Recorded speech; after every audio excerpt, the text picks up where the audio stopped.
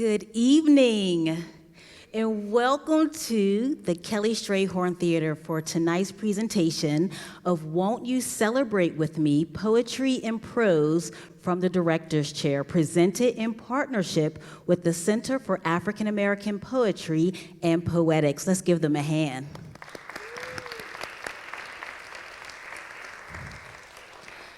My name is ORLANA DARKINS-DREWERY. I'm the Development and Communications Manager for Kelly-Strayhorn Theater. And at this time, we would like to thank and welcome you into our theater space. Tonight's conversation is roughly 60 minutes in length with discussion to follow. Following the conversation, we invite you to the theater lobby for drinks, conversation, and an opportunity to mix and mingle with tonight's performers. The use of flash photography is prohibited, and all images captured tonight can be featured or will be featured on our official Facebook page. So if you're not a follower on Facebook, please follow us tonight. At this time, please join me in welcoming to the stage Amanda Johnston, the new president of the board for CAAPP Canem and co-founder of Black Poets Speak Out.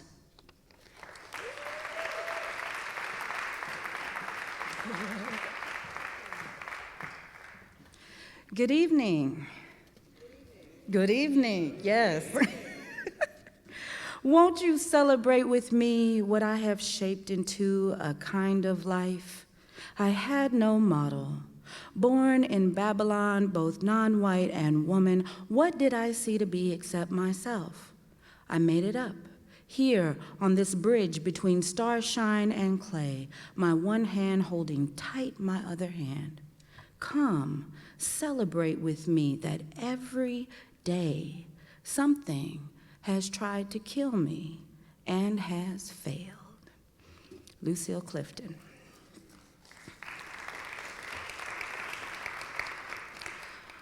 Welcome to Won't You Celebrate With Me, Poetry and Prose from the Director's Chair. I am your thrilled and overjoyed moderator, Amanda Johnston. Thank you all, first and foremost, for showing up, making space, and raising your hearts to celebrate Dawn Lundy Martin, Salamishah Tillet, Nicole Sealey, and Mahogany L. Browne. Many thanks to the Center of African American Poetry and Poetics, Kelly-Strayhorn Theater, the Dietrich School for Arts and Science, and CAAPP Canem for the collaborative partnership that makes this event and many more possible. As we listen to tonight's features, keep the words of Miss Clifton's poem in your heart and mind. These extraordinary women have shaped an astonishing life that serves as a model for others. In this political and social climate of 2019, looking forward to an uncertain 2020, what do we expect to be as a people? What do we expect to become? The clear and careful pacing of their work on the page and thoughtful actions as directors of community arts organizations is a kind of radical reimagining of our many selves gathered against the everyday threats to our Black joy. Because of these women, we are gifted space and time to think creatively, question the world we live in, and buck against all that would dare to try and silence us, only to fail. We begin tonight's program with Dawn Lundy Martin. Dawn Lundy Martin is a poet, essayist, and conceptual video artist. She is the author of 4 books of poems, Good Stock, Strange Blood, which won the Kingsley Tufts Poetry Award, Life in a Box is a Pretty Life, which won the Lambda Literary Award for lesbian poetry, Discipline, A Gathering of Matter, A Matter of Gathering, and 3 limited edition chapbooks. Most recently, she co-edited with Erica Hunt an anthology, Letters to the Future, Black Women Radical Writing. Her nonfiction can be found in The New Yorker, Harper's, N+1, and elsewhere. Martin is a professor of English in the writing program at the University of Pittsburgh and director of the Center for African American Poetry and Poetics. She is also the recipient of a 2018 NEA grant in creative writing. Please help me welcome one of the most generous, fly, bossed up artists to do it, Don Lundy Martin.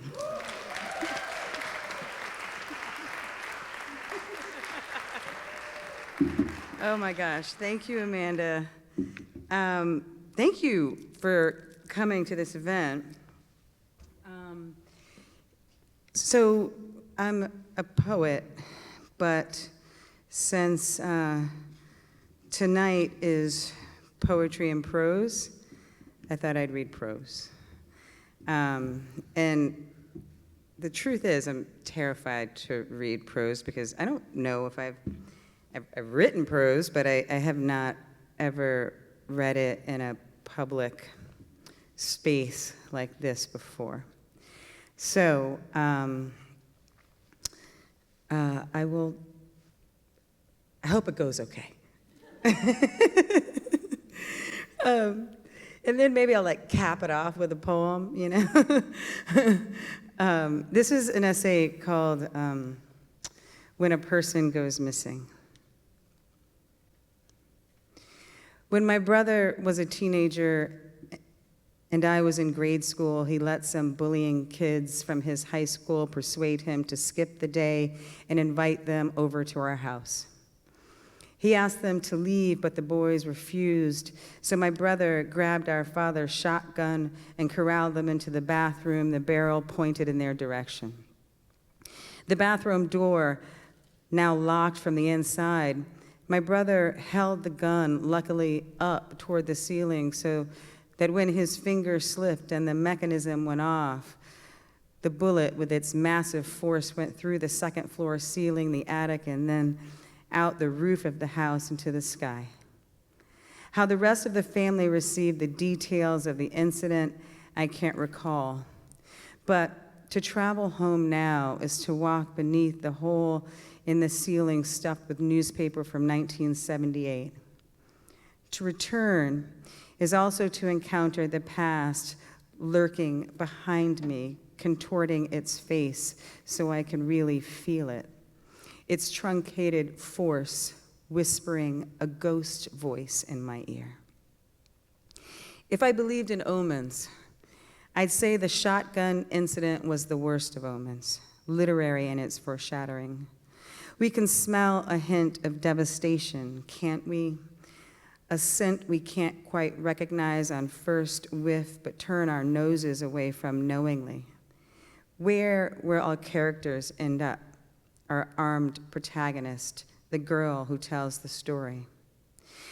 When I began writing this essay, I wanted it to be about fate, how two black kids raised by the same working class parents could have radically different life outcomes because, as fate would have it, divergent occurrences compelled divergent paths.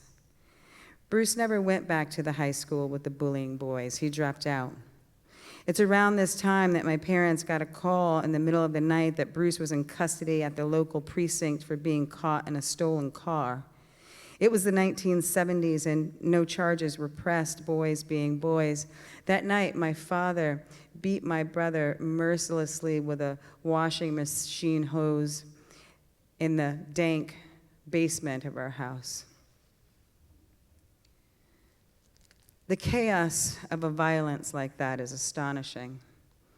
The cacophonous screaming, the inability of anyone to stop it, the cold pallor that hangs in the air afterward. A chasm emerged between us, me floating off like some wandering balloon, my brother tethered tightly to a familiar story of trouble and poverty like most of the kids in our neighborhood. But the question of fate is a fake question. It's a refusal to see how the good daughter is a part of the problem.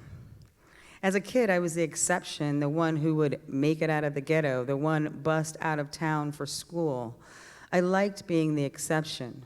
I loved the way people's eyes would glimmer when I told them any little thing about my life or when I simply said anything aloud. So well spoken, the middle-class black people would say. I basked annoyingly in their glow. I didn't mind either when my brother failed, because his failure meant my light shone even brighter. When Bruce is 17, already dropped out of high school, and I'm 11, I'm allowed to go on ski vacations with the white families whose children I go to school with. I can't ski, but they're patient. I don't notice that I'm the only black face on the Vermont slopes. On the first trip, I've brought with me my beloved copy of Thoreau's Walden, or Life in the Woods, not that I could understand much of it. I loved it anyway for its mysteriousness and for how its eye stands so solidly in the wilderness. This is a quote from Walden. Public opinion is a weak tyrant compared with our own private opinion. What a man thinks of himself, that it is which determines, or rather indicates, his fate. When I return home, I look up each word that confuses in the hardcover Webster's Dictionary. I discover whole worlds of rebelliousness in Thoreau's words, fascinated by the prospect of being, quote, born in the open pasture and suckled by a wolf. I was drawn to orphan stories of all sorts, especially ones about wolves raising children. To stoke that fantasy, I also read the novel Julie of the Wolves, about an orphan Inuit girl, several times. After being sexually assaulted by Daniel, whom she stupidly marries even though he clearly has some kind of severe mental disability, Julie runs off to live in the Alaskan tundra with a wolf pack. I had some idea from Walden and Julie of the Wolves of a totalizing and enduring freedom of the wild, one that can only be obtained outside of human society, particularly human family structures. By middle school, I already had this idea of myself as a person akin to Thoreau's first person, who would thrive by dropping out of the known world. The literature is thick with this kind of adventure of the individual. The protagonists of these narratives are rarely, if ever, black. Toni Morrison's Baby Suggs makes the point, quote, "Not a house in the country ain't packed to the rafters with some dead Negro's grief." In literature, being black is mostly about containment, or about the body as an obstacle to the wild freedom of roaming adventure. But it's a tricky containment, because the black body is containment in blackness, and that blackness enables further containments. The containment of the body and its skin is the means by which we, as black people, are identifiable. The ability for us to be ID'd also facilitates our disappearance in plain sight. To disappear is opposite to the self-discovery made possible by encountering, with any measure of purity, a vast nature, no matter how badly we want it. The night of Bruce's washing machine hose beating, the images would not leave me and have not left me still. I sat with him upstairs in his room, watching his body swell up into big, bulbous bruises. He had not fought back. Instead, he hunkered and cried like a small boy, when in fact he was nudging up on manhood. This reduction was one result of his training by our tyrannical father. It was a private opinion made manifest in Bruce's body, a transference of thought into matter, a tyranny all supreme. Before this night, my brother was swallowed already, a person trapped within a person. He had ambitions that were entirely unrealistic: architect, golf course designer, business owner. He had begun to accumulate masses of random objects until his bedroom was so cluttered with things collected from yard sales and traded from friends that he was forced to sleep on a twin mattress on the floor. Though there were others less severe, this beating in particular seemed to cement him inside a very small world he'd likely never leave. One would think that the smaller your world, the safer you are. What happens when a person goes missing? My brother goes missing for almost 2 days in February 2017. I find out on the megabus en route from Pittsburgh, where I teach, to New York State, where I mostly live. It's a regular megabus night, the cab darkened and quiet, and most of us staring into the glow of our phones or watching something on our larger screens. I don't want to talk too loudly, so my voice is low, but since my mother is going deaf, it's difficult for her to hear me. Mostly, I listen. My mother tells me the story of him being gone all night and her worrying. She says she thought maybe his car broke down on the side of the highway, and since he can't afford a cell phone, he couldn't call. She also speculates that my brother's sudden disappearance is in some way connected to his owing past due child support from a time when he was not working. There was a hearing, but where? She does not know. He could be dead by some sleight of hand, aggression, or accident. He could be in the hospital. Last year, he became disoriented and dizzy at the wheel of his car, his hand tingling, which I revealed to him was likely a mini stroke. My mother does not call the police. What would the police do? And anyway, as most black people understand, it is our work to stay clear of the police, as far away from their notice as possible. My mother calls me. Absorbed by my busyness, I didn't, as is my habit sometimes, bother to answer or check my messages. I didn't answer until the next day, when the calls become more frequent, blowing up my phone. To account for my brother's missingness is to put ideas together that in our United States don't ordinarily belong together. If we follow conventional knowledge, we follow a path that suggests that the missing black body is its very condition. The overt presence of the black body is an imposition. Any indication of difference, particularly that which marks the black body as black, is an offense punishable by a range of containments, from regulation and imprisonment to death and genocide. The racist alt-right writer Colin Lytle put it very plainly when he wrote, quote, "We should be asking questions like, does human civilization actually need the black race?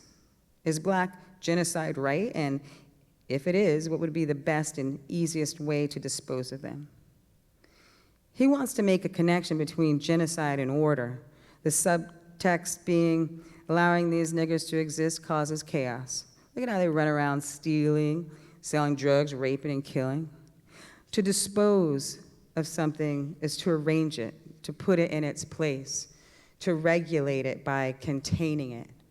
Death, of course, is the ultimate containment. Other, less final containments are conversely strategies toward genocide. Perfect chiasmus. Lytle's words are not simply rhetorical bluster.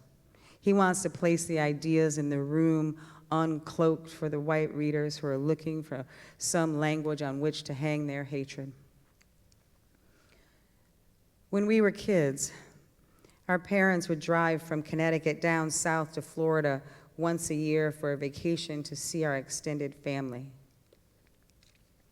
Our mother spent the entire day before travel cooking and preparing what seems to me now an extravagant cooler of potato salad, fried chicken, ham and cheese sandwiches, homemade pies, and grape and orange sodas. Our parents shared driving responsibilities, cursing at each other under their breath, while my brother and I lay in the way back of the station wagon, sometimes with our feet dangling out the giant rear window. The middle bench seat between Bruce and me and the driving section gave us a feeling of being in our own world. We played games, dividing up the junkyards filled with smashed cars so that the first of us to spy a yard filled with metal junk could claim it was theirs. Bruce's and my aspirations of owning the virtually worthless filled our heads as we slept sweaty dreams in Carolina parking lots, pretending not to exist in case the cops or the Klan came tapping on the window. We were lucky. No one ever came tapping. Where is he exactly? I ask. But at 84 years old, my mother can't fathom a way of finding out. I spend over an hour frantically searching Google for information using my phone. Eventually, after searching the Connecticut Department of Correction Inmate Information Database, I find Bruce's inmate name, number, and controlling offense. Purge civil containment, it says. His ex-wife confirms that my mother that my brother was arrested at the courthouse for some reason related to unpaid child support. How can he be put in jail for owing child support, I wonder, when he's been unemployed and unable to find a job? How can he look for a job to pay for child support he owes if he's in jail? What are the chances of getting a job to pay child support if you've been incarcerated?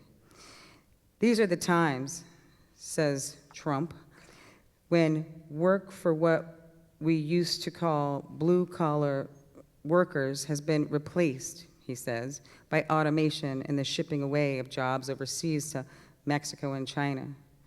But so where's the compassion for the American worker who, for a year, has no income? When Bruce was working, almost all of his paycheck went toward child support. His take-home pay was less than $100 a week. But this last point is not the point at all. Okay, I'm going to stop there. That's about halfway through the essay. And I will end with a poem. It's untitled, it's mostly prose. Oh, for this I need my glasses.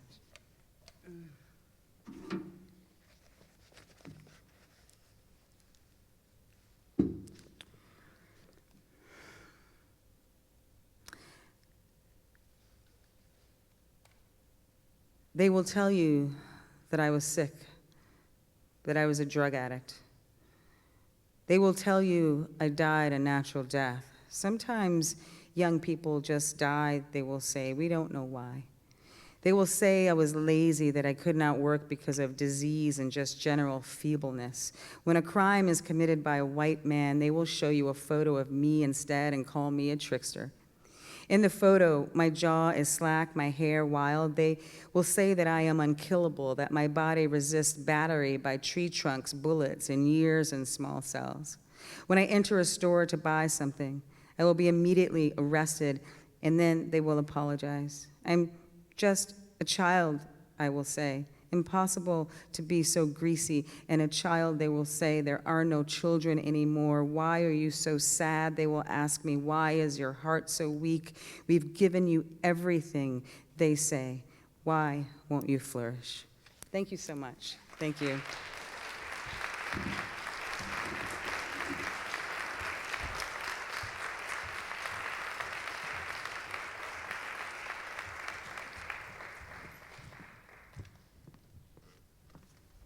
Thank you for that, Dawn. Salamishah Tillet is the Henry Rutgers Professor of African American and African Studies and Creative Writing and Associate Director of the Price Institute at Rutgers University, Newark, and the founding director of the New Arts Justice Initiative at Express Newark. Tillet is a regular opinion writer and culture critic for the New York Times, and author of Sites of Slavery, Citizenship and Racial Democracy in Post-Civil Rights America, In Search of the Color Purple, the story of Alice Walker's masterpiece, and All the Rage, Mississippi Goddamn, and the World Nina Simone Made. In 2003, she and her sister, Scheherazade Tillet, co-founded A Long Walk Home, a Chicago-based nonprofit that uses art to empower young people to end violence against all girls and women. And she is the subject and writer of the story of a rape survivor multimedia performance. Her work continuously shines a light on those who would be segregated to the margins of history, if not removed from the white page altogether. Today, we reclaim space and celebrate you. Please welcome to the stage Salamishah Tillet.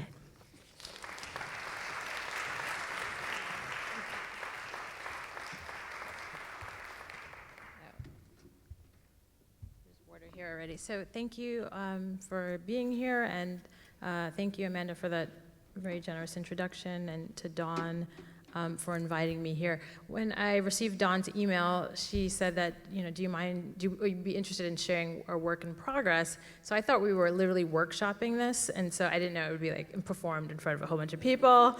And I was like, oh yeah, I have a chapter that I really need to workshop. So I'm not sharing that chapter, because I'm still writing it, but I will be sharing a work in progress. This is the introduction to my latest project. In the spirit of Margot Jefferson, I'm calling it a cultural memoir. And last summer, Dawn and I were writing buddies. We would check in weekly. We never shared our work with each other, so this is also my presentation to Dawn, the work that we were preparing to share but never shared.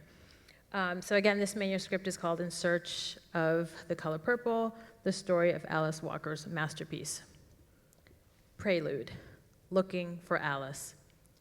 She didn't have a mule, but Alice Walker did have her 40 acres.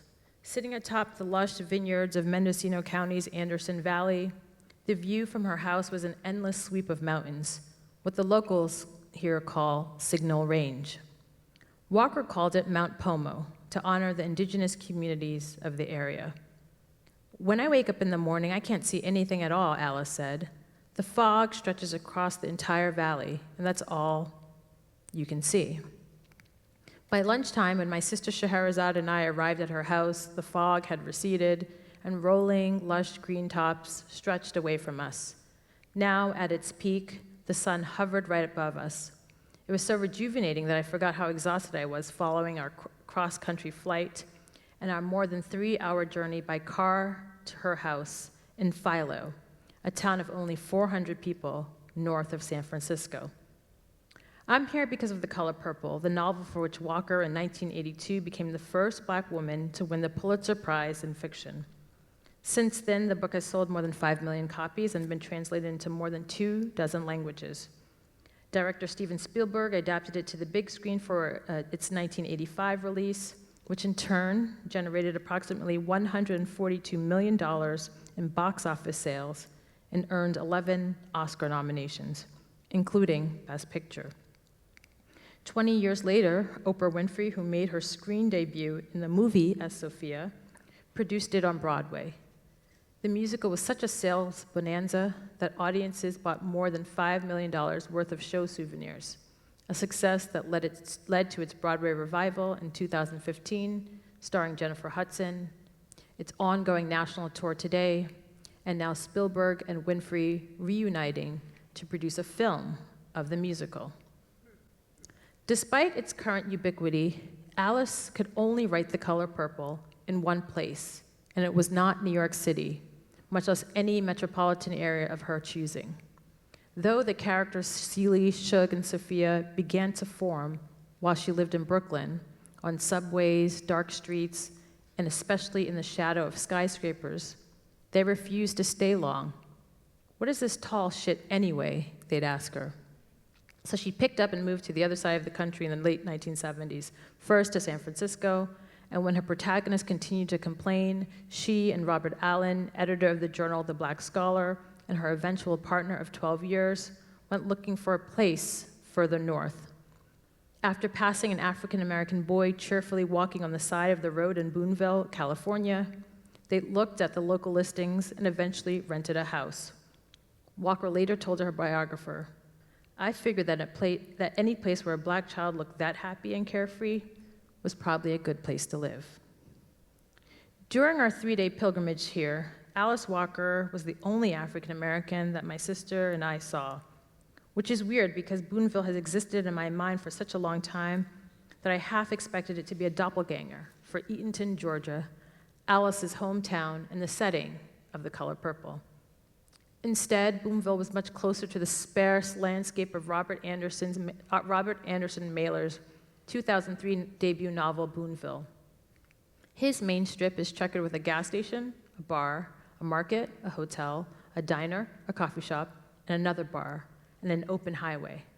After that, Mailer writes, is a slab of concrete wedged between hills and trees, winding away. Walker filled in this emptiness with a kaleidoscope of Black Southern life. For her, Boonville did feel like Eatonton, only it was more beautiful and the swimming hole was not segregated. And amongst the sheep, the cattle, and the goats, smelling the apples and the hay, wrote Alice Walker in her 1983 essay, Writing the Color Purple, she reflected, one of my characters, Sealey, began, haltingly, to speak. Soon after, the others arrived and stayed, and as her days and pages turned in the year of 1980, her characters not only came to life, but also began to fall in love with each other and with Walker. The unforeseen success of the Color Purple novel enabled Walker to buy her first 20 acres of land here in Philo, a few miles up from Boonville. For more than any other character that she has created, it is Sealey, her journey to self, sexuality, and her ability to see God in everything and everyone around her, that has become Walker's most original contribution to the American canon. That Walker cast Sealey, a dark brown-skinned orphaned girl from Georgia, born at the dawn of segregation, as her protagonist, made the book all the more fascinating to me. Dear God, Sealey opens the novel. I'm 14 years old, and I am and always been a good girl. Maybe you can give me a sign letting me know what's happening to me. And what was happening was too cruel for her adolescent mind to understand.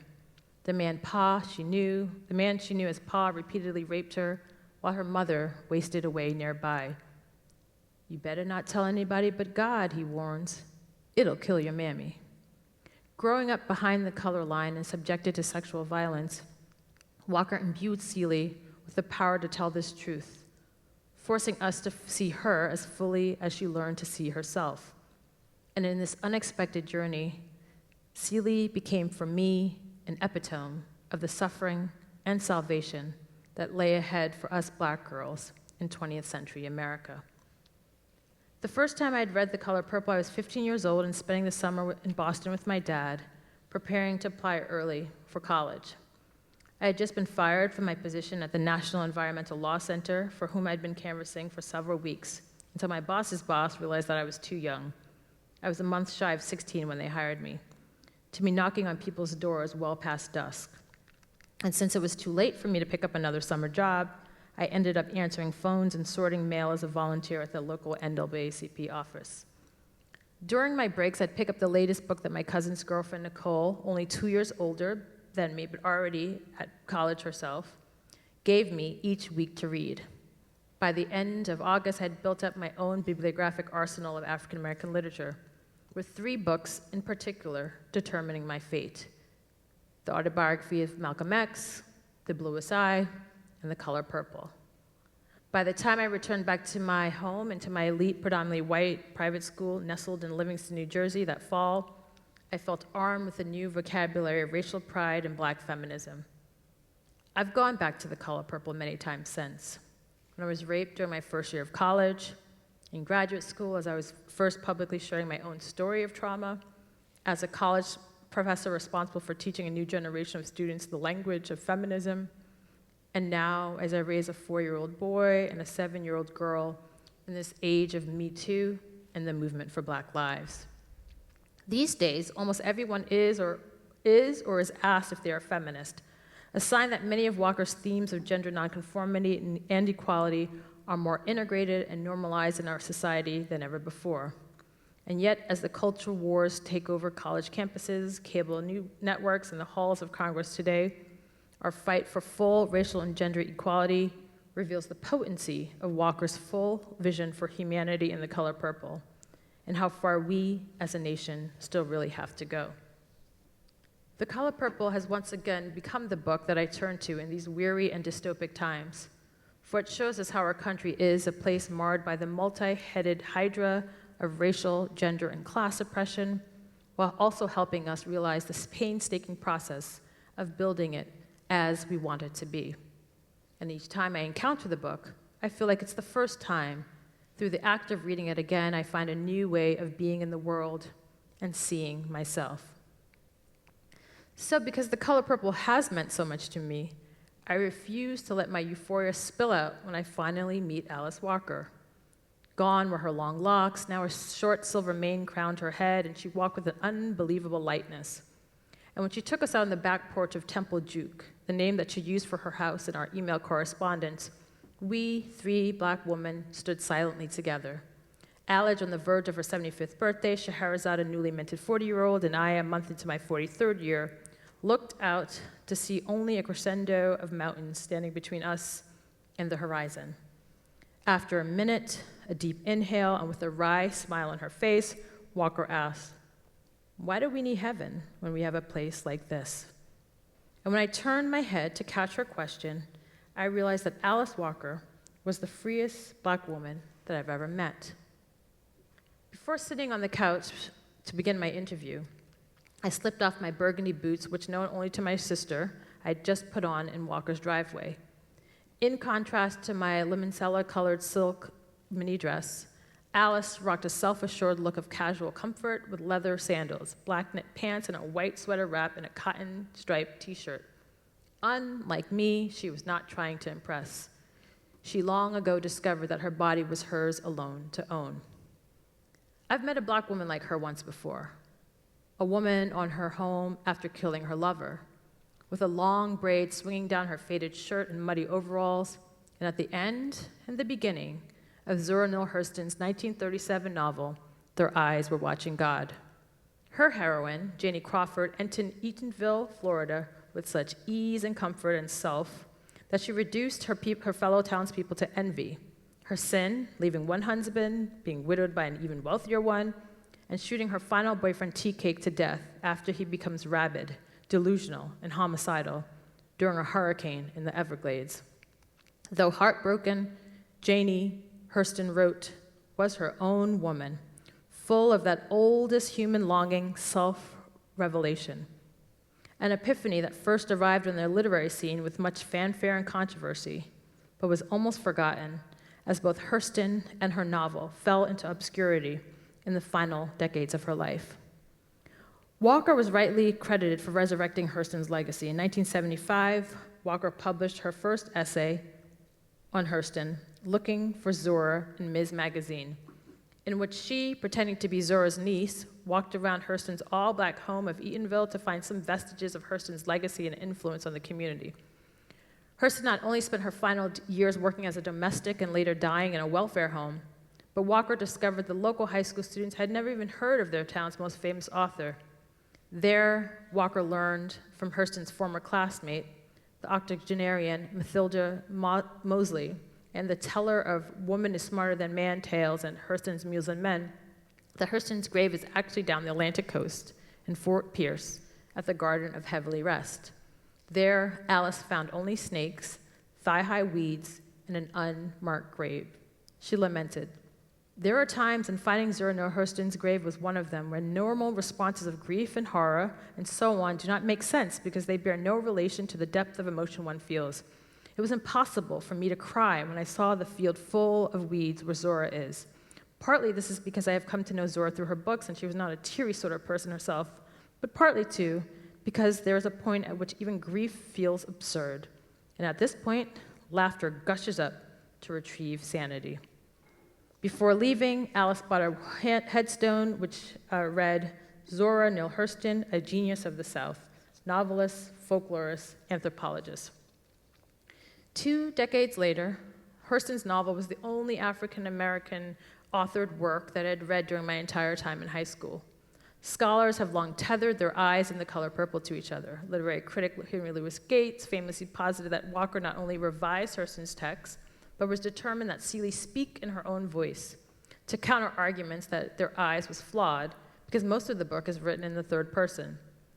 Each sentence of Sealey's successive letters, wrote Gates, registers her growth in self-awareness and strength. Even fellow critic Harold Bloom suspended his anxiety of influence theory of young writers aspiring to shrug off influential pressure of their precursors when he wrote, "Walker, whether in The Color Purple or Meridian, is very much Zora Neale Hurston's novelistic daughter. And every year when I teach my Introduction to African American Literature class, I always teach The Color Purple directly after we read Hurston's masterpiece, sitting them next to each other like sisters. Until now. I don't think I'm in the tradition of Zora, actually, Walker said to me. That's interesting, I replied in disbelief. It's hard to explain, really, because I adore her and I'm happy to be in it. And after a few seconds, she says, people associate me with her. I did so much work in claiming her, but I think in many ways we're different. Did I misread that connection? I think it's so easy to feel this way because there are so many similarities, but I saw claiming her and adoring her and pressing her forward as just my duty, in the same way that, not exactly in the same way, but kind of in a way that I feel about the characters in The Color Purple. They didn't have a voice. And that's when I noticed my mistake. The woman sitting across from me bears little resemblance to Zora's late life. In fact, Walker appears to be consciously defying Hurston's fate. She has claimed her own land, shaped her resting place, and kept almost every letter, card, manuscript, and journal that she has received or written. Given her relentless commitment to self-archiving, I wondered out loud if she always knew someone like me might go on a quest to find her.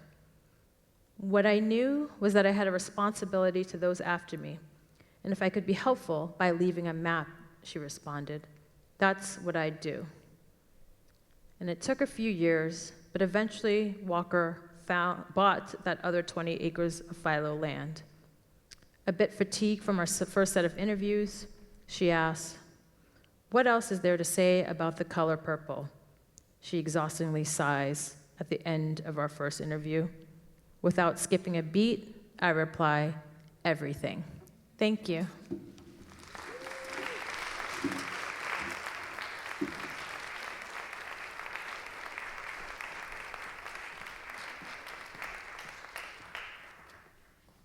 Thank you. As Canem Board President, it is my honor to introduce and praise our own Executive Director, Nicole Sealey. Nicole Sealey was born in St. Thomas, U.S. Virgin Islands, and raised in Apopka, Florida.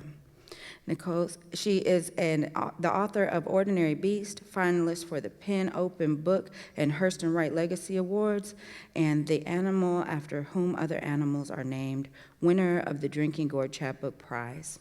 Her other honors include a 2019 Rome Prize, the Stanley Kuntz Memorial Prize, and the American Poetry Review, the Poetry International Prize, and grants from the Elizabeth George and Jerome Foundations, as well as fellowships from the Bread Loaf Writers Conference, Canto Mundo, Cave Canem, MacDowell Colony, and the Poetry Project. Her work has appeared in The New Yorker and elsewhere.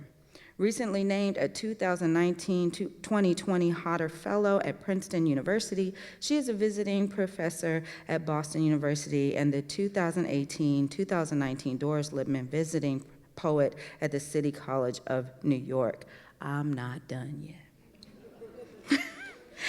As a regional fellow, retreat fellow, programs director, and executive director of Cave Canem Poetry Foundation, Nicole has committed over a decade and more of brilliance, grace, and bold Black love for the betterment of Black poets, art, and culture at large. Her leadership has strengthened the organization in ways that will continue to nourish Cave Canem for years to come. It is bittersweet to at once celebrate her incredible journey and accomplishments as her time as executive director comes to an end and she moves forward in her rising literary career.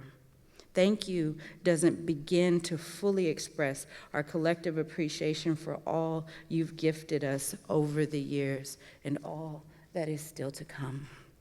Please welcome the one and only Nicole Sealey.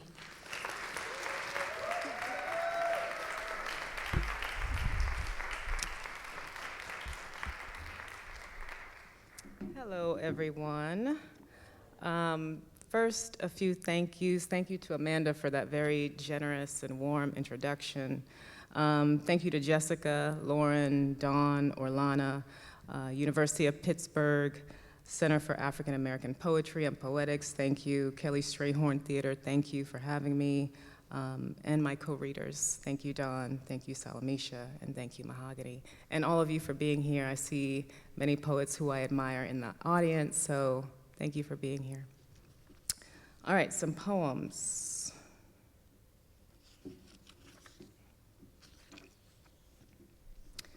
This first poem is for my mother. The first person who will live to be 150 years old has already been born, for my mom. Scientists say the average human life gets 3 months longer every year. By this math, death will be optional, like a tie or dessert or suffering. My mother asks whether I'd want to live forever. I'd get bored, I tell her. But she says there's so much to do, meaning she believes there's much she hasn't done.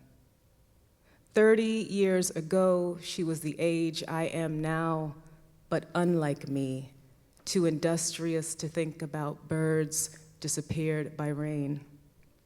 If only we had more time, or enough money to be kept on ice until such a time science could bring us back. Of late, my mother has begun to think life short-lived. I'm too young to convince her otherwise. The one and only occasion I was in the same room as the Mona Lisa, it was encased in glass behind what I imagine were velvet ropes. There's far less between ourselves and oblivion, skin that often defeats its very purpose. Or maybe its purpose isn't protection at all, but rather to provide a place similar to a doctor's waiting room in which to sit until our names are called. Hold your questions until the end. Mother, measure my wide open arms. We still have this much time to kill. Medical history. I've been pregnant. I've had sex with a man who's had sex with men. I can't sleep. My mother's mother had asthma. My father had a stroke. My father's mother has high blood pressure. Both grandfathers died from diabetes. I drink. I don't smoke. Xanax for flying, propranolol for anxiety. My eyes are bad. I'm spooked by wind. Cousin Lily died from an aneurysm. Aunt Ilda, a heart attack. Uncle Ken, wise as he was hit by a car, as if to disprove whatever theory toward which I write. And I understand the stars in the sky are already dead. That's as chipper as they get, so bear with me.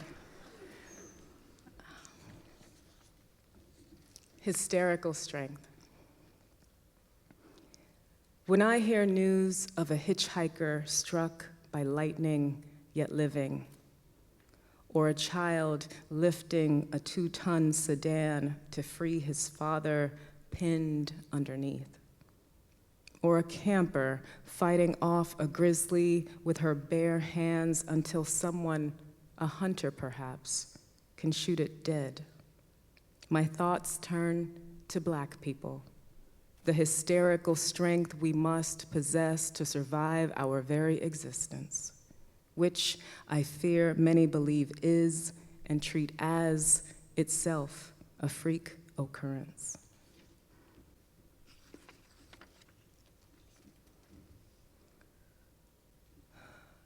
This next poem is called It's Not Fitness, It's a Lifestyle, and it takes its title from the motto of Equinox, which is a luxury gym.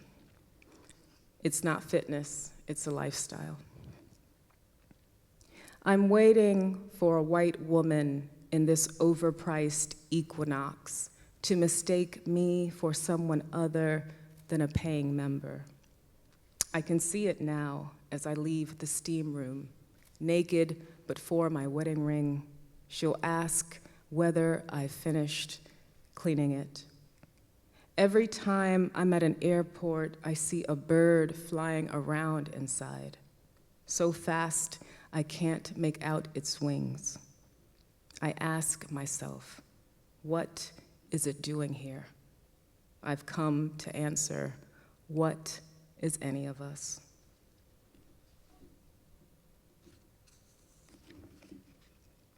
This next poem is inspired by this work of art by this German guy by the name of Thomas Hirschhorn, and it looks like it is about 8 mannequins wrapped in brown duct tape and lifted up on a wooden structure. So this poem is inspired by that work of art. Also, the form of this poem is of my own creation. The 3rd and 4th stanza is the reverse of the 1st and 2nd, and the last stanza is essentially the thesis question of the poem. This is called Candelabra with Heads. Had I not brought with me my mind as it has been made, this thing, this brood of mannequins cocooned and mounted on a wooden scaffold, might be 8 infants swaddled and sleeping, might be 8 fleshy fingers on one hand, might be a family tree with 8 pictured frames. Such treaties occur in the brain. Can you see them hanging? Their shadow is a crowd stripping the tree of souvenirs. Skin shrinks and splits. The bodies weep fat, the color of yolk. Can you smell them burning? Their perfume climbing as wisteria would a trellis. As wisteria would a trellis burning. Their perfume climbing, fat, the color of yolk. Can you smell them? Skin shrinks and splits. The bodies weep. Is a crowd stripping the tree of souvenirs. Can you see them hanging? Their shadow frames. Such treaties occur in the brain. Might be a family tree with 8 pictured. Might be 8 fleshy fingers on one hand. Might be 8 infants swaddled and sleeping and mounted on a wooden scaffold. This brood of mannequins, cocooned as it has been made, this thing, had I not brought with me my mind. Who can see this and not see lynchings? Y'all good?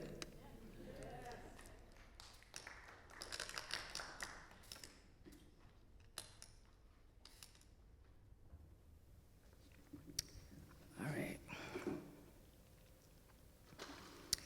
This next poem is inspired by the one I just read. It's called In Defense of Candelabra with Heads.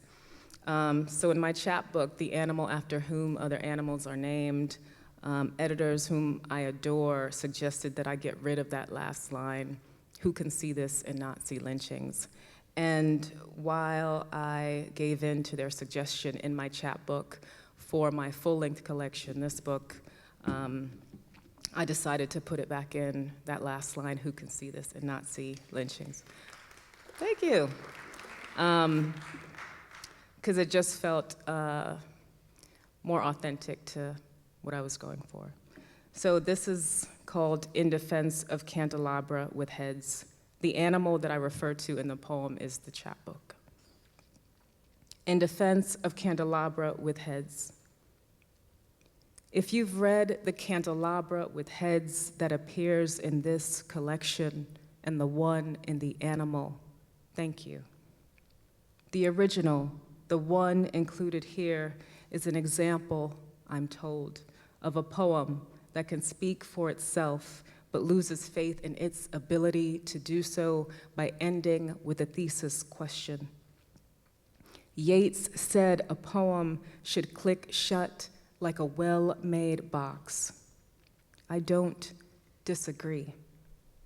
I ask who can see this and not see lynchings, not because I don't trust you, dear reader, or my own abilities.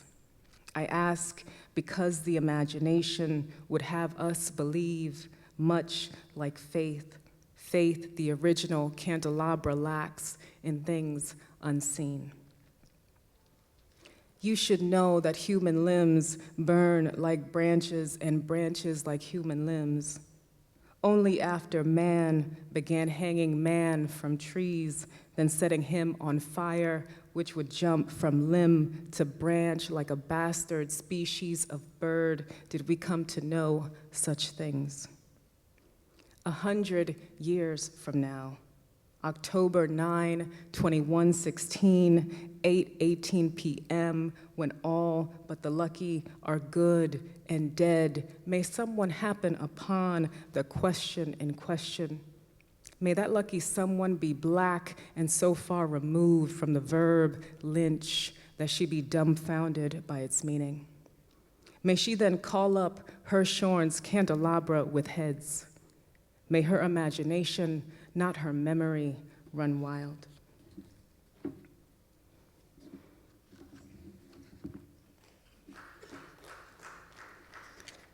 Thank you, y'all so cute. Just a few more. Even the gods misuse the unfolding blue. Even the gods misread the wind flowers' nod towards sunlight as consent to consume. Still, you envy the horse that draws their chariot, bone of their bone. The wilting mash of air alone keeps you from scaling Olympus with gifts of dead or dying things dangling from your mouth. Your breath like the sea inching away. It is rumored gods grow where the blood of a hanged man drips. You insist on being this man. The gods abuse your grace. Still, you'd rather live among the clear, cloudless white, enjoying what is left of their ambrosia. Who should be happy this time? Who brings cake to whom? Pray the gods do not misquote your covetous pulse for chaos, the black from which they were conceived. Even the eyes of gods must adjust to light. Even gods have gods. And I think I'll end with one more poem. This poem is from my husband, John. It's called Object Permanence. We wake as if surprised the other is still there, each petting the sheet to be sure. How have we managed our way to this bed, beholden to heat like dawn, indebted to light? Though we're not so self-important as to think everything has led to this, everything has led to this. There's a name for the animal love makes of us, named, I think, like rain for the sound it makes. You are the animal after whom other animals are named. Until there's none left to laugh, days will start with the same startle and end with caterpillars gorged on milkweed. Oh, how we entertain the angels with our brief animation. Oh, how I'll miss you when we're dead. Thank you.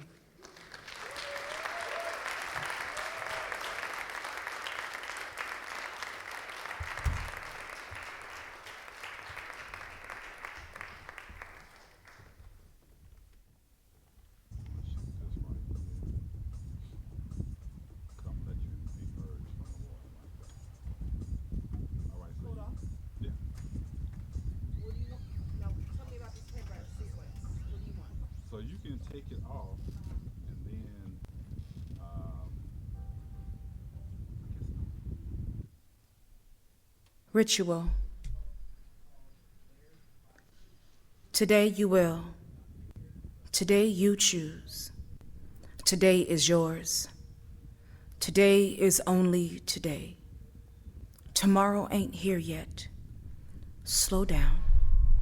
Slow down. Breathe softly. Breathe softly. Breathe for the homies that ain't here. Breathe for the homies that is. Breathe for your own good skin, your smile, your you. Come back. Come back. Come back to yourself. Tie the knot. Tie the bow. Fingers fold over and over a psalm. Praise this gift. Today you will. Today you choose. Today is yours. Today is only today. Tomorrow ain't here yet. Slow down. Slow down. Breathe slowly. Breathe softly. Breathe for the homies that ain't here. Breathe for the homies that is. Breathe for your own good skin, your smile, your you. Come back. Come back. Come back to yourself. Look at your cheekbones. Look at the loft of your eyebrows. Look, this magical shimmer. They want to have it, but don't want to respect those that bring it. Today, you will. Today, you choose. Today is yours. Today is only today. Tomorrow ain't here yet. Slow down. Slow down. Breathe softly. Breathe for the homies. Breathe for the homies. Breathe for your own good skin, your smile, your you. Come back. Come back. Come back to yourself. You so worthy. You so heavy in your weight of yes. You so necessary. You so fly. You wet the water. You cool the brow. You heat skillet. You boil the broth. You the sustenance and the sunset. You keep 'em chasing the sparks you leave. Today, you will. Today, you choose. Today is yours. Today is only today. Tomorrow ain't here yet. Slow down. Slow down. Breathe softly, slowly. Breathe for the homies that ain't here. Breathe for the kin that is. Breathe for your own good skin, your skin. Smile, you. Come back. Come back. Come back to yourself. Miraculous stargaze, most fortunate sky beam, beyond brilliant be your resilience, but you knew that already. Who told you different? You tell them, today you will, and today you choose, and today is yours, and today is only today, because tomorrow ain't here yet. So slow down. Slow down. Breathe softly. Breathe for the homies that ain't here. Breathe for the kin that is. Breathe for your own good skin, your smile, your tribe, your you. Come back, come back, come back to yourself. Galaxy of woman, wonder of human, but you knew that already. Who told you any different? Anything that don't heighten your stride, leave it today. Anything that don't strengthen your heart, leave it today.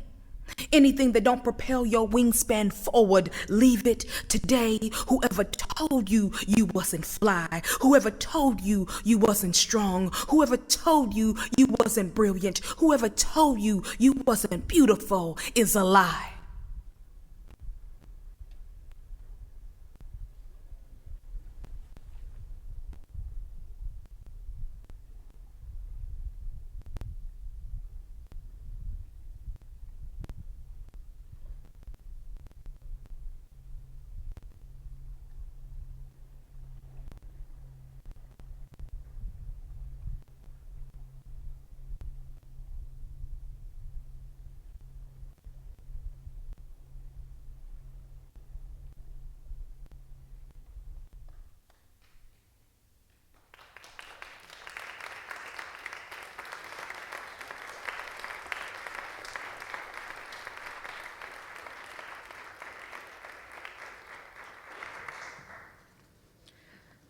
Mahogany L. Browne is a writer, organizer, and educator.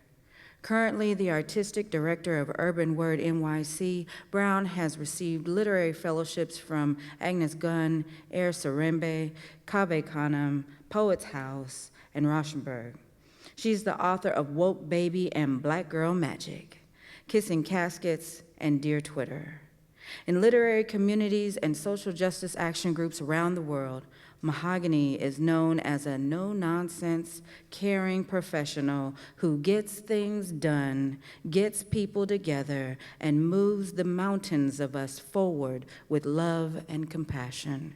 It is my distinct pleasure to welcome to the stage Mahogany L. Browne.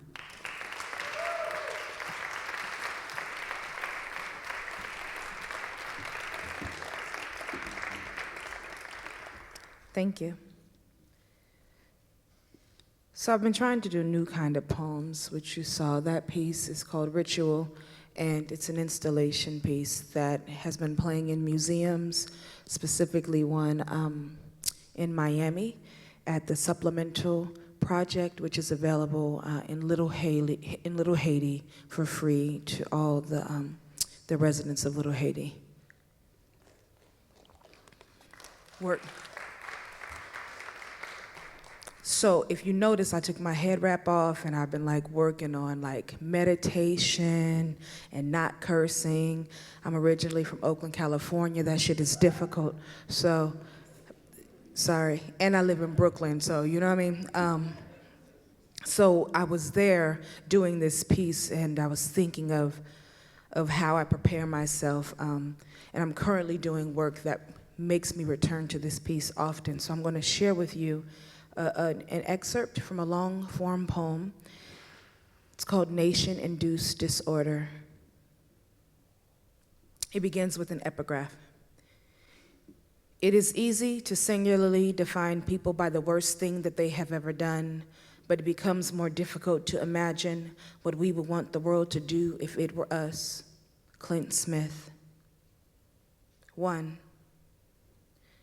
If my mother were ever convicted for her addiction, like my father, I wonder who I would be robbing now.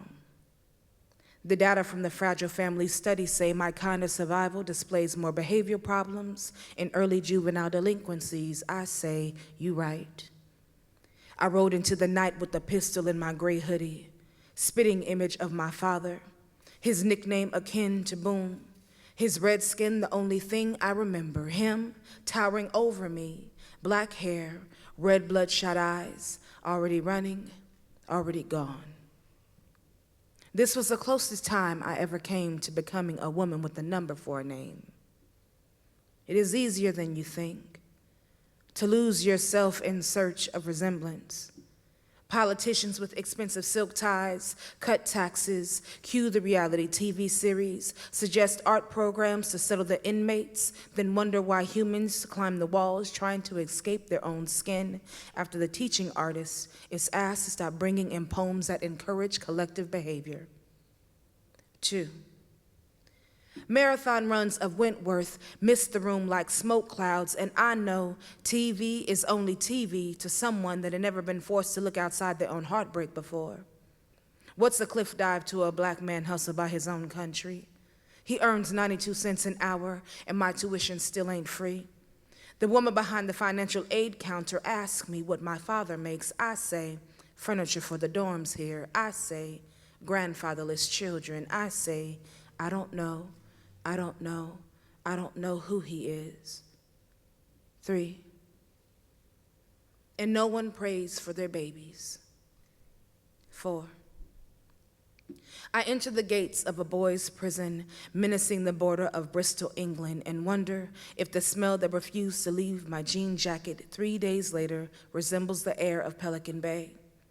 I toss the jacket in the trash, privileged with the ability to push away the dilemma of a nation-induced disorder.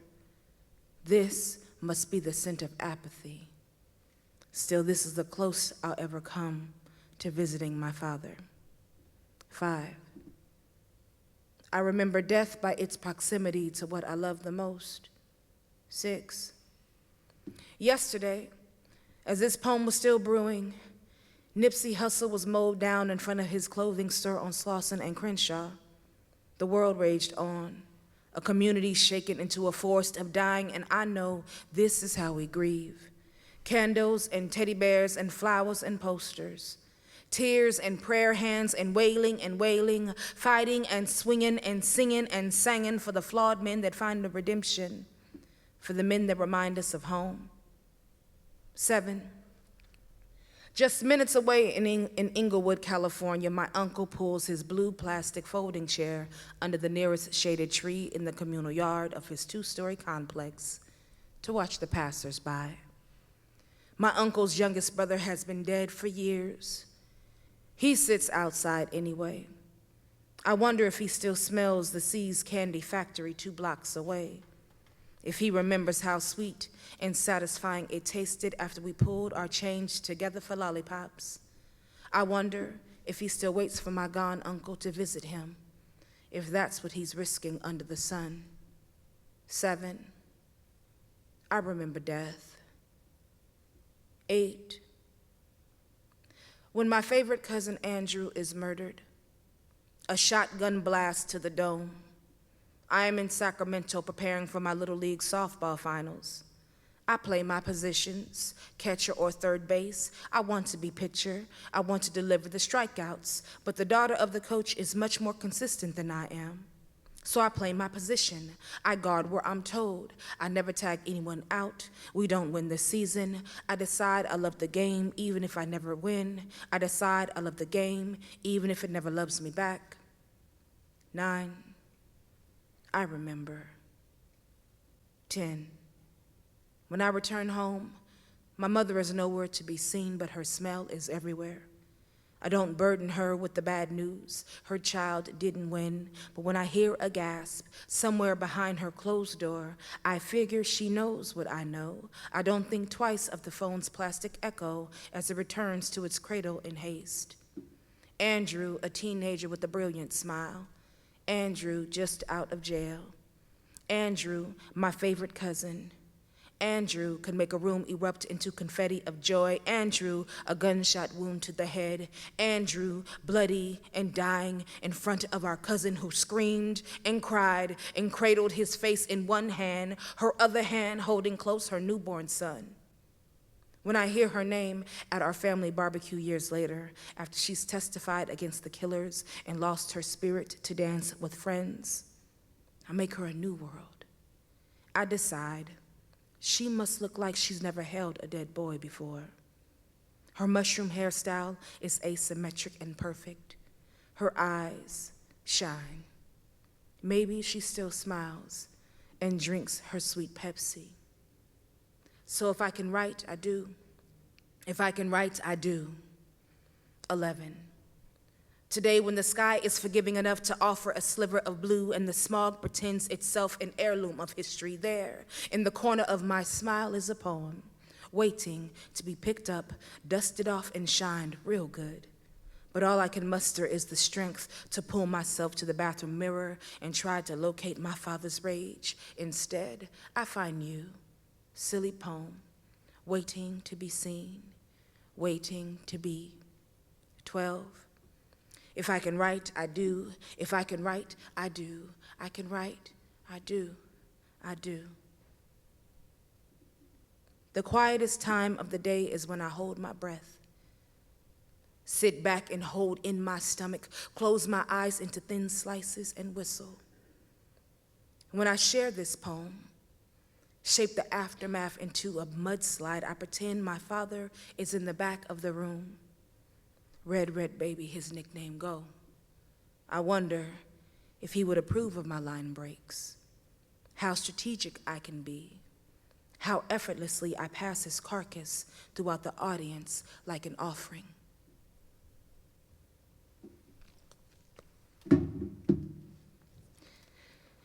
And I want to close with this poem for Nicole Sealey, who is constantly fly.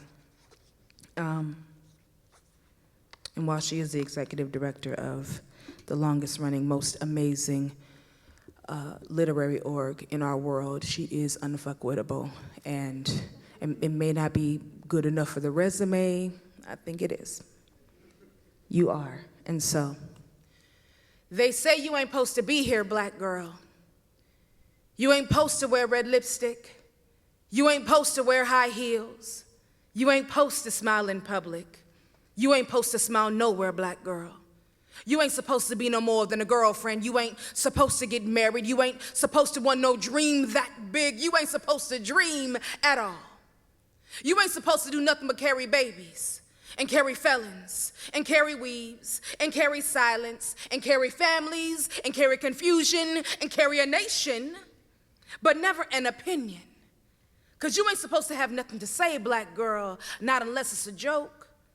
Because you ain't supposed to love yourself, black girl. You ain't supposed to find nothing worth saving in all that brown.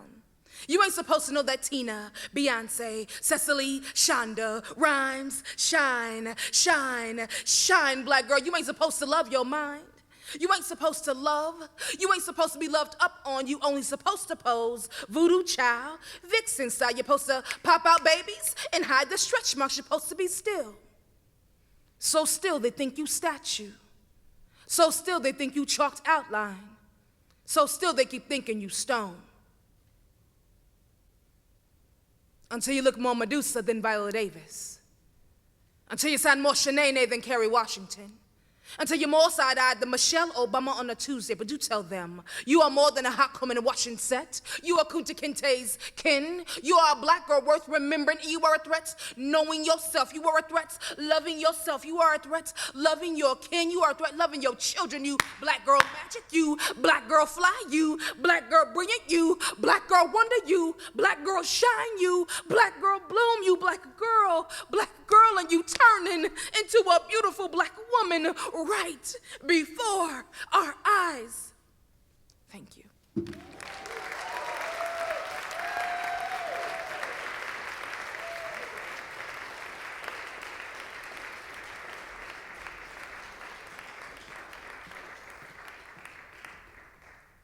Hell yeah. We're going to bring all of our readers back up. Give them a round of applause. They come back to the stage.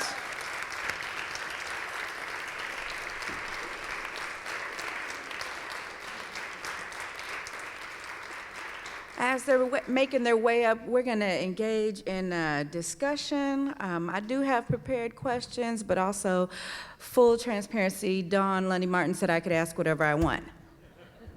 So we're going to do this. But also do stay after the discussion so that you can meet, get books signed, and further discuss all of the amazing work that you've heard here tonight. Again, one more round of applause for our amazing readers.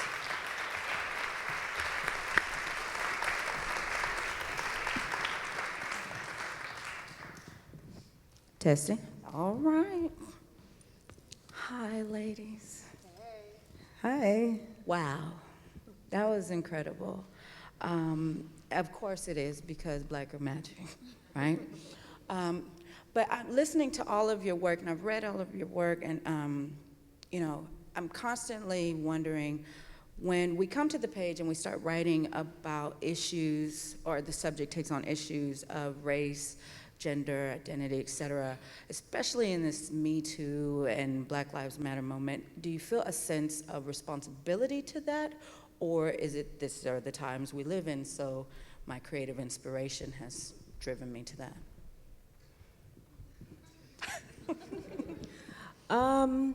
No, I think I've always, two of my great passions are Black people and poetry, and so I explore, so I explore those things in my just everyday life. I think even before I was writing poetry, I was thinking about equity, and so that shows itself in my creative work.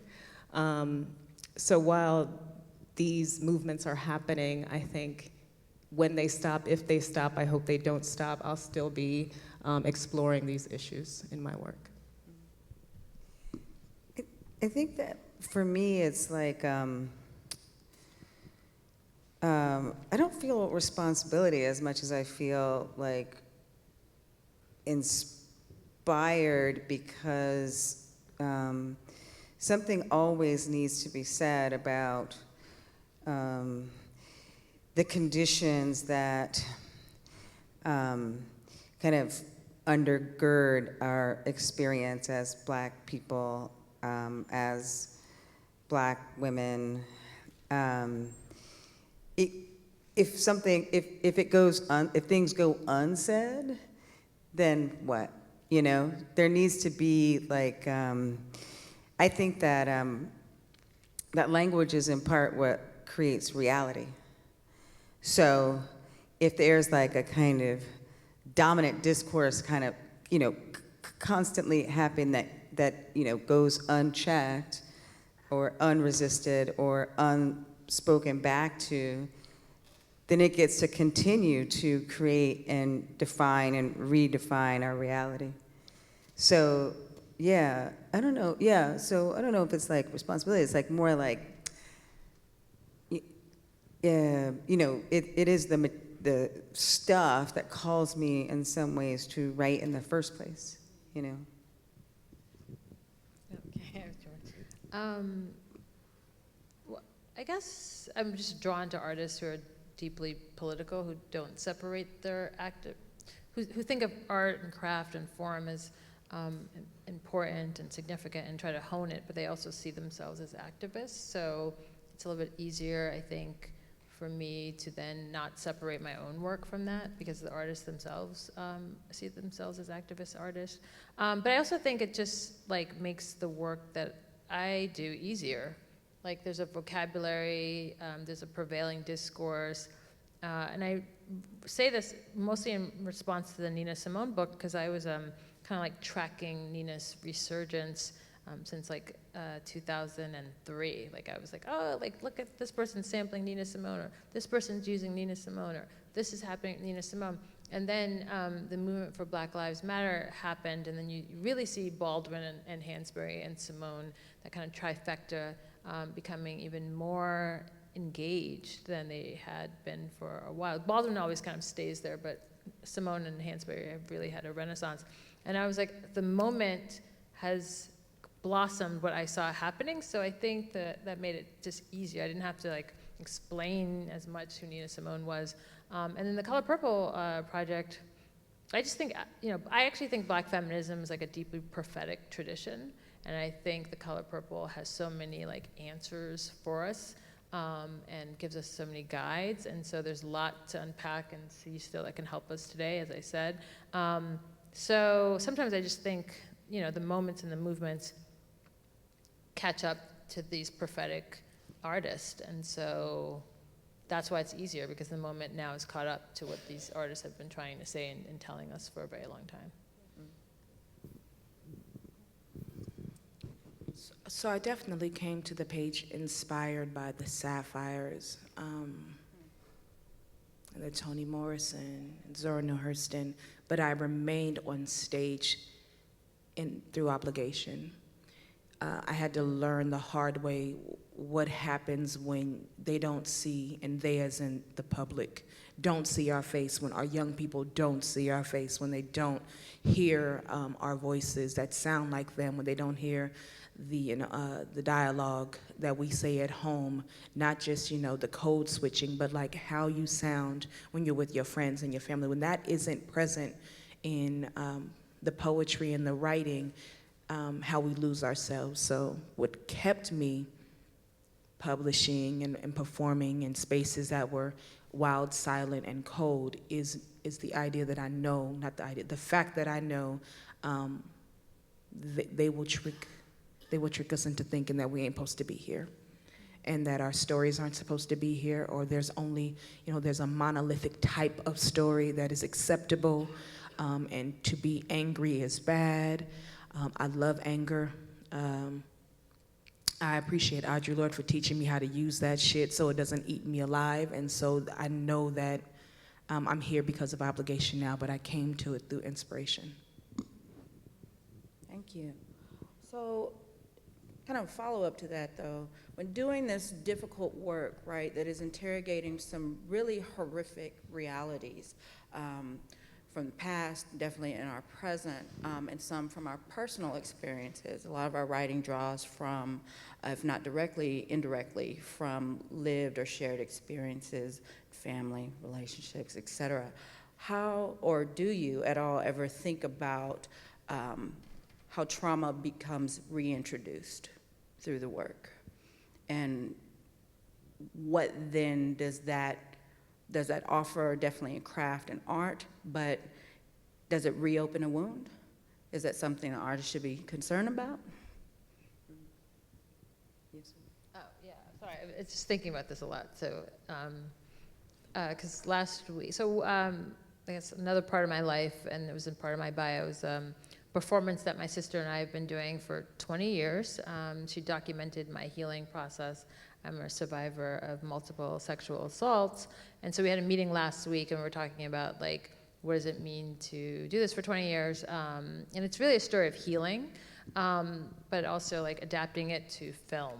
And so this question of, basically the work that we do here, but also the work that we do there is, it is a trigger for lots of people. So how do you create art? How do you consciously go into the process aware that the audience may in fact be re-experiencing one of the worst moments of their lives, right? And so, we talked about this because I recently wrote a piece on Ava DuVernay's When They See Us, and I really wrote about how difficult it was to watch for a number of reasons. A lot have to do with just the way in which she captures innocence on a variety of levels, but also through casting itself as a way of reminding us of the innocence that was stolen from these boys who became men.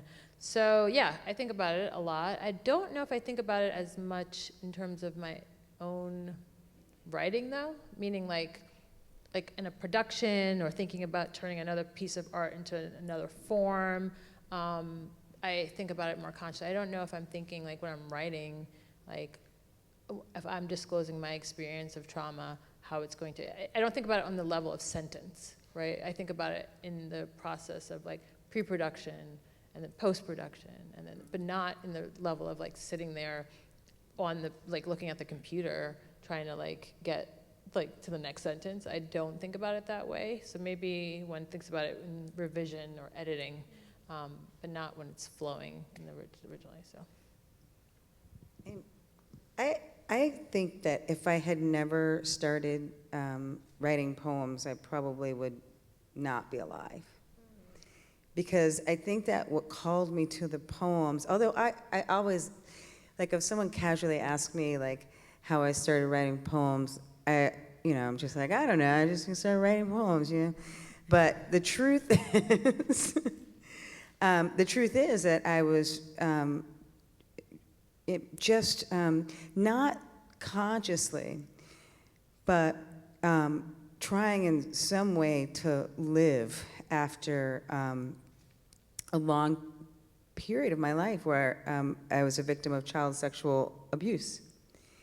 So as a teenager, when I started writing, it did just kind of happen that I started writing poems. And I didn't know that was what I was doing, you know, trying to survive. But that's what it was. And I think that, so instead of being like re-traumatizing or triggering, for me, it's like a part of the healing process. So not that it heals necessarily, but, you know, attempting to attend to something unspeakable in a creative way is transforming for me. It feels transforming, however, on the micro level it is. But on the other hand, Salamishah and I worked on this research project. Wait, is that the one that we did? Which one did you work on? The one we did for 2 years, last summer. Yeah, last summer, which was Oh, I know what you mean. It's 2 summers ago. 2 summers. I did another version of the song, yeah. Right. No, I'm trying to figure out which one we worked on together. We do like strategic philanthropy stuff sometimes. That's what I call it. I don't know what you call it. Research. Organizing. But I worked on this one research project that was like 9 months long or something. Oh, we did the connection between gun violence and gender-based violence. But I did another one that was about survivors of child sexual abuse, and I had to interview all of these people and hear all of their stories, and I found that almost unbearable. I almost couldn't get through the project. At the end of the project, I was like, I don't even know. I considered medication, seriously. It was different only because I was just experiencing something without engaging something. I'm not exactly sure. So in that activist work is really difficult for me in a different way than like in you know, the creative act. I never thought about trauma in that way while writing, so thank you for that question. While I was writing the poems about lynchings, I was also doing some reading and some reviewing of some texts and photos of lynchings. One book, what is it called? So it's a book of photos. Yes. Without Sanctuary, thank you, Without Sanctuary. And that was difficult, the research, research for those poems. But I think with the poems that I write, Hysterical Strength and the In Defense poem specifically, there is hope in those poems, right? Especially the latter.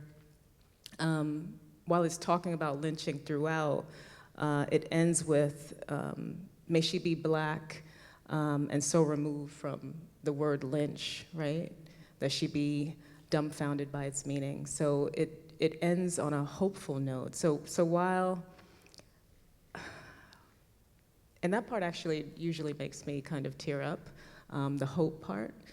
I have to think more about that question because the trauma that I put myself through, the historical, the thing that lives inside us from before us, yeah, I haven't thought about that. But I hope that when one reads my poems that they be struck with hope by the end. Yeah, I hope that. I was gonna say everything they said was exactly how I feel.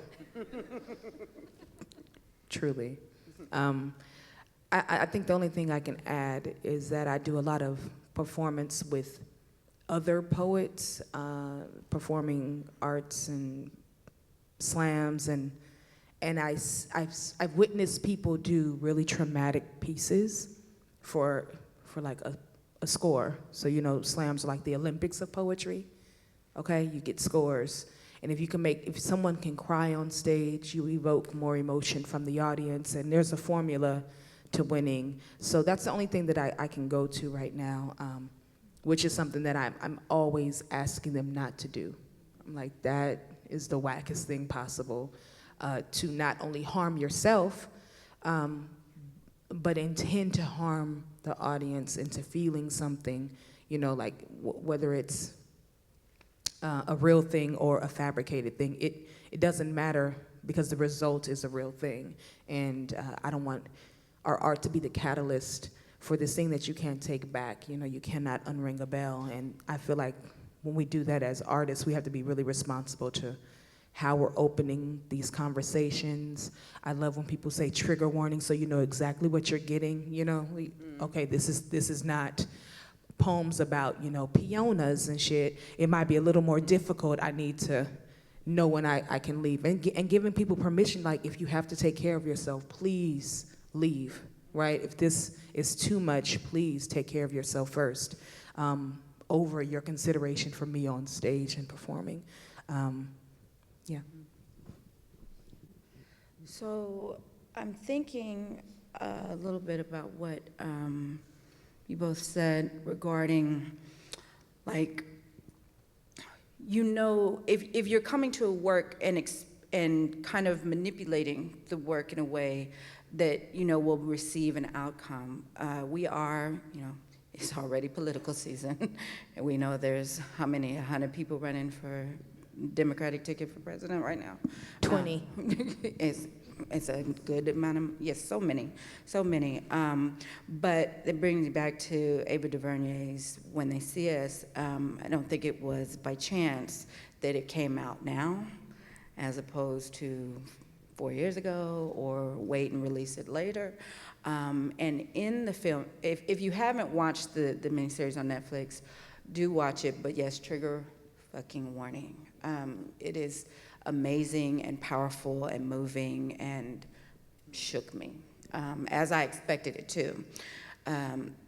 But in that, I feel like there was, and I've read interviews with her where she talks about specifically showing the orchestrated narrative, especially from Donald Trump, with taking out the full page ad, $85,000, calling for the death of these 5 boys, right? It's about the Central Park 5. So where do you see introducing your work in the world that is also in a commodified way? That didn't happen for free. It didn't get on Netflix for free. It takes money to make things, right? It takes money to support us. But using that platform or our books as, you know, an equivalent platform to get the word out, but do you ever do that thinking, okay, this is the time because this is also in the political or social climate? I don't. I mean, I just think that I'm kind of uninterested in the marketplace for art. So yeah, so I just feel like, you know, when something lines up, you know, in a kind of interesting way, and the poems are speaking to something that seems to, you know, resonate with the particular political moment, that's good, I think. But I would never do it intentionally, because then it would just feel, for me, like kind of fake. For the audience too, for me. right? Yeah, Like yeah, there's yeah. an authenticity that the audience feels from when, like, we really work on something, and it is not for commodity's sake, for commodification's sake. I think otherwise it feels kind of, you know, real world MTV. I really love reality shows. I'm not dissing them, but I'm saying it's fake, right? And you can tell, real recognize real, you can tell. Well, let me rephrase that. I'm not so much speaking to the creation of the work. That happens in your own process, in your own private space. But this is from the other side that we don't talk much about in especially creative arts, the marketing and production of that, how it goes from that inspirational moment of creation to now the publisher wants to give it a green light and put it out, and we're going to release it at AWP and et cetera, et cetera. I'm just wondering if you ever consider that, or if there are opportunities to use that as a strategic tool of activism. Like whether because I mean, right now, it is true that there are a record number of Black writers getting book deals, Black filmmakers getting greenlit. I mean, so that we're in an era or in a moment that there is an increasing, both an increasing awareness and attention paid to Black artists across mediums. So you're wondering if we how do you take advantage of that? Oh, sorry, I'm just trying to. After the creation process, do you ever give any thought to when to release, when it's most optimal, if it does have kind of a political or social slant, to use to advantage to now, like when they see us, it was released now, and it's going to be resonating on Netflix for a while, and we just so happen to be in a presidential election with Mad Men in the office. So who was a part of this, right? Yeah, I see what you're saying. I mean, maybe I can answer this differently, because I think as a critic, I'm hyper aware of or I don't even know if all critics like this. I think this is something about me, maybe, that I'm obsessed with patterns, right? So like I said, in 2003, I'm oh, Nina Simone, so I'm watching the pattern. Or my first book is on slavery and, how we remember slavery from 1970 to 2003, but there's a resurgence of interest in how African Americans are going to remember and represent slavery in their works, and it really peaks in the 90s when I'm an undergrad, and I'm there's a new novel on slavery every year. Why is that? So my mind is attuned to patterns and trends, right? So in that sense, I would say it would be disingenuous for me to think oh, I'm not aware of a book coming out. I wouldn't want to necessarily have a book that competes with the election year, right? That's just how I would want a book that maybe comes out afterwards. That maybe because I think I'm always a little bit ahead. I think all of us are always a little bit ahead of where the moment is.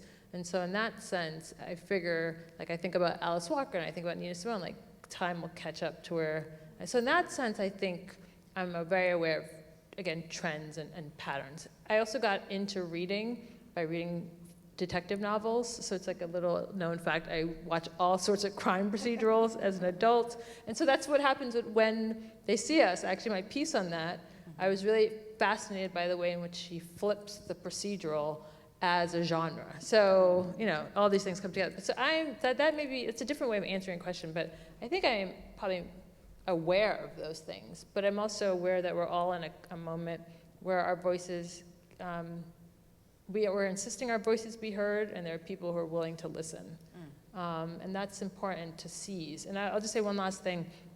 I was in a panel at National Women's Studies Association. I organized a panel there on the history of Black women organizing before Me Too, or up until Me Too.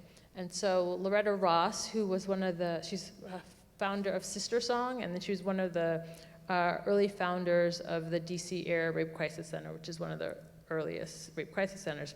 And she said something that really stood out to us on the panel. She said this moment reminds her of the 1980s, when Black women, if you think about The Color Purple, Toni Morrison, there was just a lot of attention, excitement, enthusiasm.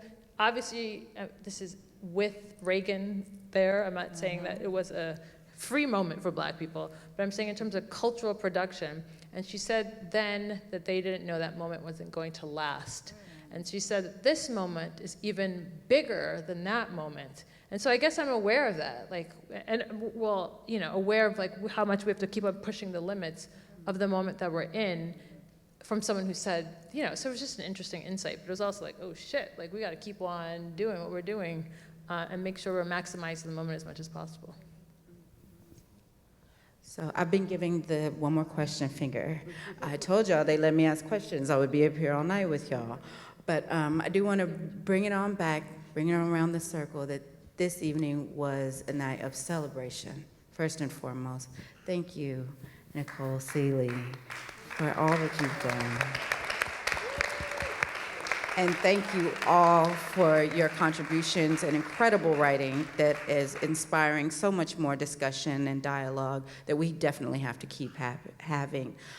But I want to end with one question. Lucille Clifton also had said, it is better to celebrate than to be celebrated. Although we also know you give them damn roses while they can smell them, right?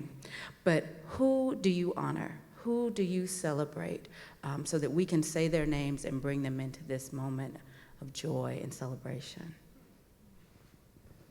Just saying a name? Yes? I celebrate my grandmother, Alicia Rodriguez Bonanno. I celebrate my grandmother, Cora Craig. I also celebrate Audre Lorde, June Jordan, and Fannie Lou Hamer. I celebrate my brother, Shaka Davis, and I celebrate my sister, Scheherazade Tillet.